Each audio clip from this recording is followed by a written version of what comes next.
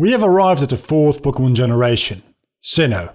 I like this region, I really do, and there's some great Pokemon in there for sure, but there's only 5 spots on this list, so let's take a look at my top 5 Sinnoh Pokemon.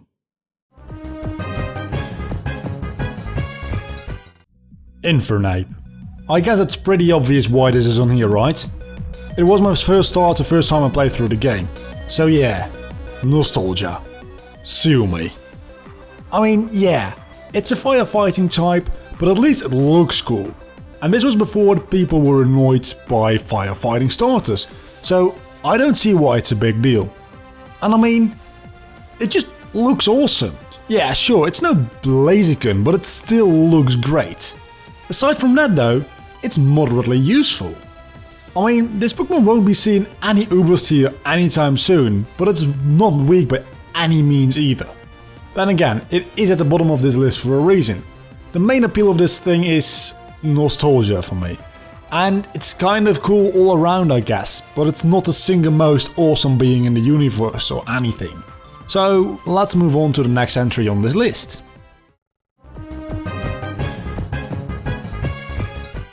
Gliscor. So, back in the day I used to do a bit of competitive battling and Gliscor was a total beast. It's easy really, give it a Toxic Orb with the ability Poison Heal, throw a Swords Dance on there and Protect, maybe Roost if you like that better, that also works, and finish everyone off with Earthquakes. Maybe add in Knock on there just in case you come across a flying type. People will hate you, but I've had so much fun with this Pokemon, it's insane.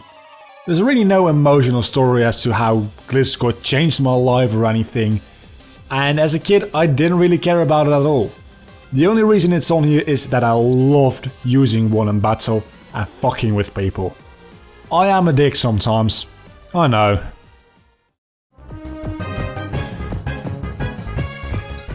Lucario. I know, I can hear all of you thinking, overrated. And while it's true that this Pokemon has quite a big fan base for no apparent reason, I still like it a lot.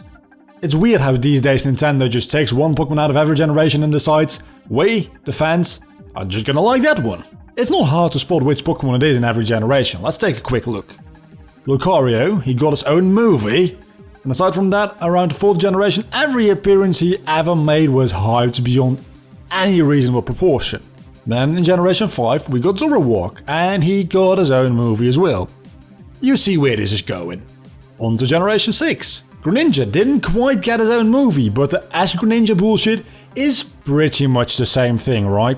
Oh yeah, and just like Lucario, Greninja appeared in Smash Bros. I'm not trying to shit on any of these Pokemon, I love all 3 of them, but I understand people say that they are overrated. Even though it was Nintendo's decision, kind of, that I like Lucario so much, because they gave him a spotlight as a character. Not just as a Pokemon, but as a character. I must still say that I love him to death.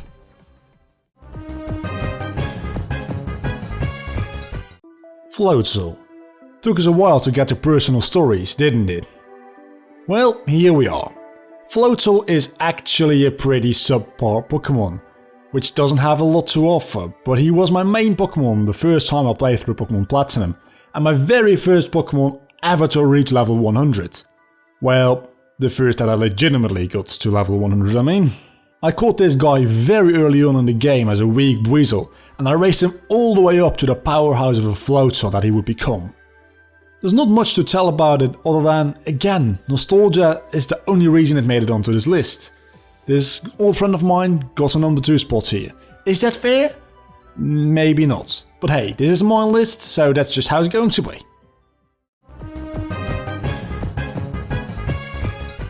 Dusknoir.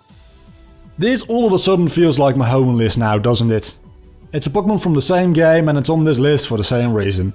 Let's just face it, I love Explorers of Sky, and every main character in the story just became one of my favorite Pokemon. Grovyle and Dusknoir especially. Aside from that, I've also gotten more attached to Pokemon like Wigglytuff, Chatot and even Bidoof, not to mention Bulbasaur and of course Totodile.